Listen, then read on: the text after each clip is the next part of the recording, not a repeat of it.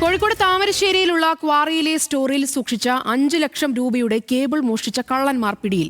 താമരശ്ശേരി സ്വദേശികളായ മഞ്ജുനാഥ്, ഡേവിഡ്, സഞ്ജയ് എന്നിവരാണ് പിടിയിലായത്. CCTV ദൃശ്യങ്ങൾ കേന്ദ്രീകരിച്ച് നടന്ന അന്വേഷണമാണ് പോലീസിനെ പ്രതികളിലേക്ക് എത്തിച്ചേർന്നത്.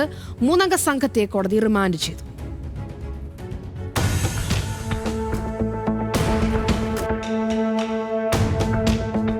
താമരശ്ശേരി അമ്പലമുക്കിലെ സിയോണെക്സിംഗ് കോർപ്പ് എന്ന ക്വാറിയിലെ സ്റ്റോറിൽ നിന്ന് കഴിഞ്ഞ ദിവസം 5 ലക്ഷം രൂപ വില വരുന്ന കേബിൾ മോഷ്ടിച്ച പ്രതികളാണ് പിടിയിലായിരിക്കുന്നത്.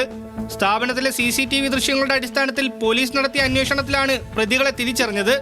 3 യുവാക്കൾ ചേർന്ന് സ്ഥാപനത്തിലെത്തി കേബിൾ മോഷ്ടിച്ച് കടന്നു കളയുകയായിരുന്നു. താമരശ്ശേരി അമ്പായത്തോട് മിച്ചഭൂമി 5-ാം പ്ലോട്ടിലെ താമസക്കാരായ മഞ്ജുനാഥ്, ഡേവിഡ്, സഞ്ജയ് എന്നിവരെ താമരശ്ശേരി പോലീസാണ് അറസ്റ്റ് ചെയ്തത്.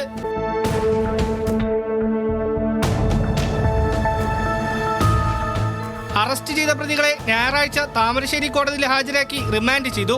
താമരശ്ശേരി പോലീസ് സ്റ്റേഷൻ പരിധിയിൽ ഇലക്ട്രിക് വയറുകൾ മോഷണം നടന്നത് സംബന്ധിച്ച് നിരവധി പരാതികൾ പോലീസിന് ലഭിച്ചിട്ടുണ്ട്. ഇത് സംബന്ധിച്ച് അന്വേഷണം ഊർജിതമായി നടക്കുന്നുണ്ടെന്ന് പോലീസ് അറിയിച്ചു. ന്യൂസ് മലയാളം, കോഴിക്കോട്.